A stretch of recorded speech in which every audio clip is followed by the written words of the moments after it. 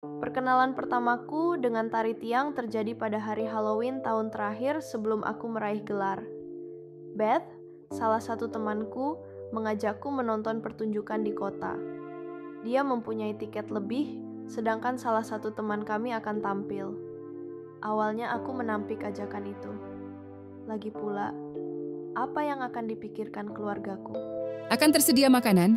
Bujuk Beth. Makanan memang menyenangkan bagi mahasiswa. Aku akan memperlihatkan beberapa gerakan berputar juga.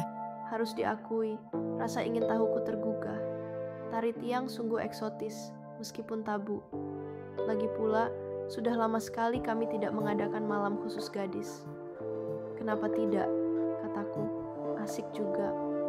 Begitu tiba di sana, aku menikmati makanan yang telah dijanjikan itu, sambil menonton para penari yang meliuk-liuk di tiang sebelum melakukan gerakan rutin. Aku merasa mengenakan pakaian berlebihan. Beberapa dari mereka mengenakan sepatu bertumit setinggi 15 cm. Ada lagi yang mengenakan kaos kaki, ketat berwarna mencolok. Kebanyakan mengenakan tak lebih dari celana super pendek dan rok mini. Beth menunjukkan gerakan berputar yang disebut balerina. Dia tertawa saat aku tidak tahu cara mengaitkan kaki di tiang. Pertunjukan itu memukauku. Para penari meluncur mulus seakan-akan tumit sepatu mereka merupakan perpanjangan diri. Gerakan mereka lambat sekaligus sensual. Salah satu gerakan menonjolkan dua gadis yang bergelantungan di satu tiang. Gerakan rutin lain melibatkan kursi. Aku mengagumi kekuatan dan kelenturan mereka. Aku nyaris tak mampu berputar di sekeliling tiang itu. Sesudah itu Beth menunjuk ke sebuah pamflet. Ayo kita mendaftarkan diri ikut kursus. Coba pikir, kita akan bisa menari seperti mereka. Kami menghampiri si manajer dan menyatakan maksud kami untuk menjadi anggota. Sambil menoleh ke belakang ke arah tiang-tiang tadi, aku memasukkan kartu kreditku dan menahan napas saat mesinnya berbunyi. Pembayaran diterima. Kami berjanji akan memulai keanggotaan kami pada pertengahan Januari, semacam resolusi tahun baru. Pada hari pertama kursus, teleponku berbunyi saat aku turun dari bus. Ternyata SMS dari Beth. Maaf, aku tidak bisa datang. Besok aku harus ujian. Aku sudah telanjur mendaftarkan diri. Sekarang aku tidak bisa mundur lagi. Karena itu aku menambahkan diri dan masuk. Di siang hari studio itu tampak berubah. Sinar matahari masuk dari jendela ke lantai kayu, dan ruangan itu pun bermandikan kehangatan. Sejumlah gadis sudah melakukan peregangan di matras yoga biru. Mereka mengenakan pakaian tank top mungil, celana super pendek, dan celana legging ketat. Beberapa bahkan mengenakan sepatu rumit tinggi. Bayangkan, aku sendiri mengenakan celana pendek komprang biru dan kaos pudar, hadiah membeli sekotak sugar crisp. Aku merasa seakan-akan berada di gimnasium SMA lagi. Sebelum mengikuti senam palang, aku tidak pernah berolahraga. Akulah murid gemuk pengidap asma yang tak pernah diinginkan siapapun dalam tim mereka. Olahraga merupakan satu-satunya mata pelajaran yang tidak akan memberiku nilai A. Aku menanggalkan sepatuku dan beringsut memasuki ruangan, sambil berharap takkan ada yang memperhatikanku. Namun, si instruktur langsung melihatku. Hai, aku Sabrina. Sapanya. Kau baru pertama kali ikut kursus. Aku mengangguk. Jangan malu-malu, ambillah matras dan carilah tiang untukmu. Aku lalu mengambil tempat di bagian belakang. Kami mulai dengan melakukan gerakan memutar-mutar pinggul mengikuti musik pop yang membuatku merasa bak penari hula-hula. Setelah itu kami melakukan gerakan push up dengan bertumpu pada tangan dan lutut yang disebut spiral kucing oleh Sabrina. Dia menggambarkannya sebagai gerakan menyerok es krim dengan dada. Kemudian disusul gerakan maju mundar pinggul. Tak lama kemudian seluruh tubuhku terasa sakit, padahal ini baru tahap pemanasan. Sesudah waktu terasa berjalan lama sekali, 15 menit, Sabrina berkata, Singkirkan matras kalian, saatnya kita menggunakan tiang. Dia lalu mendemonstrasikan gerakan tubuh bergelombang. Setelah berusaha mengordinasikan pinggul, bokong, dan dada dengan gaya seksi dan tidak mirip robot, kami berlatih gerakan pemadam kebakaran, yaitu berputar di tiang dengan posisi bersilang kaki. Gerakan asyik, meskipun membuat pusing. Akhirnya kami berlatih membangun kekuatan. Sabrina menunjukkan pegangan berbentuk palang kepada kami, lalu menggenggamnya dengan dua tangan sambil mengangkat kedua kakinya. Ketika mencobanya, aku merasa begitu lemah sehingga melepaskan pegangan.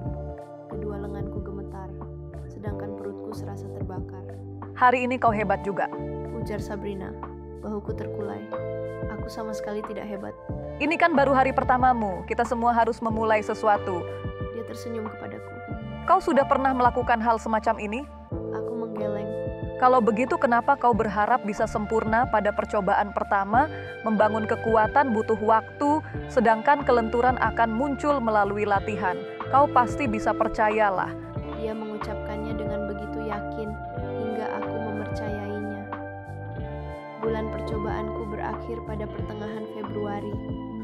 4 minggu telah berlalu dengan menyenangkan. Pada hari terakhir kursus, Sabrina bertanya, Kau mau mendaftarkan diri untuk tahap selanjutnya? "Entahlah," jawabku. Biaya mengikuti kursus selama 3 bulan cukup menakutkan bagi orang dengan anggaran mahasiswa. Mungkin aku akan pindah ke kota lain saat hendak melanjutkan kuliah, tergantung di mana aku akan diterima, Aku mengerti. katanya. Semoga berhasil. Namun, beberapa minggu kemudian, aku merindukan kursus itu. Siang hari, aku terkenang kepada kegiatanku di studio, gelora yang kurasakan saat berputar di tiang, dan pegal linu di ototku sesudah berlatih. Maka, pada bulan Juni, aku menyerah dan memperbarui keanggotaanku, Senang rasanya melihatmu kembali. ujar Sabrina. Kau sudah beberapa bulan tidak hadir kan? Aku ketagihan, aku mengaku, dan dia tertawa. Aku ingin melakukan gerakan menggantung terjungkir balik seperti yang dulu kulihat di pertunjukan Halloween, dan hal itu kusampaikan kepadanya. Sabrina berkata, aku membutuhkan cukup kekuatan untuk mempersiapkan gerakan, membangun kekuatan seperti di palang pegangan. Untuk tahap pemula, gerakan terbalik memang belum diajarkan. Aku lalu menetapkan tenggat waktu. Sebelum akhir musim panas, aku harus sudah cukup kuat untuk berlanjut ke tahap kursus berikutnya. Setiap hari latihan, aku datang ke studio dan melatih gerakan-gerakan membangun kekuatan. Aku bahkan mulai membuat buku harian khusus untuk tari tiang, jurnal kebugaran, lengkap dengan sketsa sederhana di tepi halaman, dan wajah gembira setiap kali aku berhasil melakukan gerakan baru. Akhirnya, aku mampu mempertahankan gerakan kekuatan selama lebih dari 5 detik dan berhasil melakukan setiap gerakan di daftarku. Suatu hari menjelang akhir Agustus, Sabrina menghampiriku di akhir latihan sambil tersenyum. Kau boleh naik tingkat, kau sudah siap. Instruktur baruku bernama Kati, perempuan langsing dengan rambut pendek berwarna pink dan senyum lebar. Minggu sebelumnya aku membeli celana super pendek. Untuk menyenangkan hati, aku membiarkan rambutku dipangkas pendek seperti diri khas studio. Mirip superhero yang mengenakan seragam khasnya begitu memperoleh kekuatan super. Itulah aku, sang Spider Woman. Celana pendek komprangku sudah dibuang. Buset, Seru Kati. aku masih mengingatmu. Di mana kau sembunyikan tubuhmu yang dulu, Non? Aku tersipu malu, namun tersenyum. Kami melakukan pemanasan seperti biasa, dan sesudah menugaskan yang lain melatih gerakan tertentu, dia berkata kepadaku, Sekarang kau akan mempelajari gerakan terbalik pertama. Aku akan memperhatikanmu. dia lalu menjelaskan gerakan itu, kemudian memperlihatkan caranya kepadaku. Aku memegang palang, menarik napas, dan mengangkat diri sekuat tenaga, Julurkan kakimu, kata Kati. tarik napas. Aku melingkarkan kaki di tiang dan menekannya. Dari belakangku, aku mendengar tepuk tangan meriah. Jantungku berdebar-debar. Aku menarik napas dalam-dalam dan tersenyum begitu lebar hingga pipiku sakit. Itulah aku. Hanya beberapa bulan sesudah berusaha keras membuat gerakan bergelombang, sekarang aku sudah mampu bergelantungan dengan terjungkir balik untuk pertama kalinya. Hidup jelas terasa lebih baik saat terjungkir balik. Setiap langkah kecil menuju perubahan memiliki arti yang besar. Dalam perjalanan ini, aku menemukan kekuatan, ketekunan, dan keberanian yang baru. Friedrich Nietzsche pernah berkata, kita harus menganggap setiap hari menjadi sia-sia apabila kita tidak menari paling sedikit 1 kali. Dan setiap gerakan tari yang aku lakukan adalah langkah menuju kehidupan yang lebih penuh makna. Jika kamu juga ingin menemukan keberanian baru dan mengejar impianmu, jangan ragu untuk mencoba hal baru. Tidak pernah terlambat untuk memulai.